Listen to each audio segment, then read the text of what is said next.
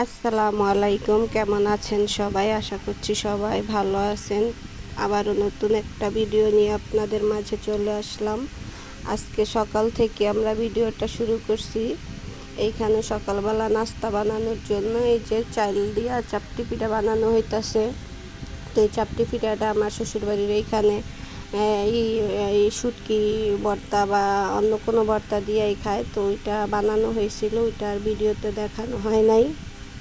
তো আসলে আপনারা কে কোথা থেকে আমার এই ভিডিওটা দেখছেন অবশ্যই কমেন্ট করে জানাবেন। আর ভিডিওটা যদি ভালো লাগে তাহলে অবশ্যই একটা লাইক কমেন্ট করে যাবেন। আর নতুন কেউ দেখে থাকলে অবশ্যই চ্যানেলটা সাবস্ক্রাইব করে আমার বন্ধু হবেন। তারপরে যে এখানে ঘরের কিছু টুকটাক কাজ ছিল ওইগুলো করে নিতেছি। আসলে বাচ্চাদের মায়েরা তো চাইলেই সব সময় সব কিছু ভিডিও করা যায় না। তো যখন ছেলে একটু ঘুমায় তখনই একটু একটু করে ভিডিও করি, আর এছাড়া ভিডিও করা হয় না। তো এখানে আমি আমার ঘরের কিছু জিনিস মুইসা নিতেছিলাম। আর এইরকম ব্যাংক তো মনে হয় সব ফ্যামিলিতেই একটা করে মেয়েদের আছে। মহিলারা একটা দুইটা টাকা থাকলে এরকম একটা ব্যাংক কিনা রাইখা দেয় একটু জমানোর জন্য। তারপরে যে 12টার দিক দিয়ে আমার ছেলেরে একটা ডিম ভাইজা ভাত খাওয়া দিতেছিলাম, আর আমিও খাবো। এর জন্য আমি আবার একটা পেঁয়াজ আর মরিচ পুইরা একটু আমার ডইলা নিছি। তারপরে এখানে বিকালে নাস্তার জন্য বুটটা সিদ্ধ করে নিছিলাম। তো ওই বুটটাই আর কি বাগার দেওয়া হয় রেডি করতেছিলাম। তো বুট বাগার দিতে তো কম বেশি আমরা সবাই পারি।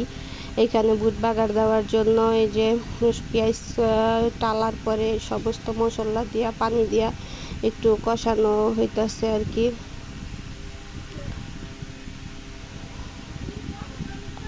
এখানে এই যে মশলা কষানোর জন্য সমস্ত মশলা দেওয়া হয়ে গেছে। এখন আমি এখানে একটু পানি দিয়ে সুন্দর করে, বারবার পানি দিলে মশলা যে কোনো তরকারি হোক বা যা কিছু হোক বারবার যদি মশলাটা কষানো হয় বেশি করে, তো যে কোনো তরকারি হোক হোক অনেক মজা লাগে। এই যে বুট সিদ্ধ করা ছিল এটা এখন আমি দিয়ে দিব।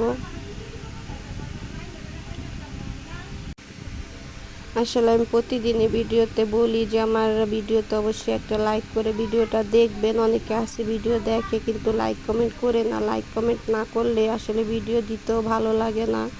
একটা লাইক কমেন্ট করলে ভিডিও দেওয়ার আগ্রহটা অনেক কিছুই বেড়ে যায় আর কি। তো এতক্ষণ যারা কষ্ট করে আমার ভিডিওটি দেখেছেন সবাইকে অসংখ্য ধন্যবাদ। আশা করছি নতুন আর একটা ভিডিওতে আবার আপনাদের সাথে দেখা হবে। ততক্ষণ পর্যন্ত সবাই ভালো থাকেন, সুস্থ থাকেন। আসসালামু আলাইকুম।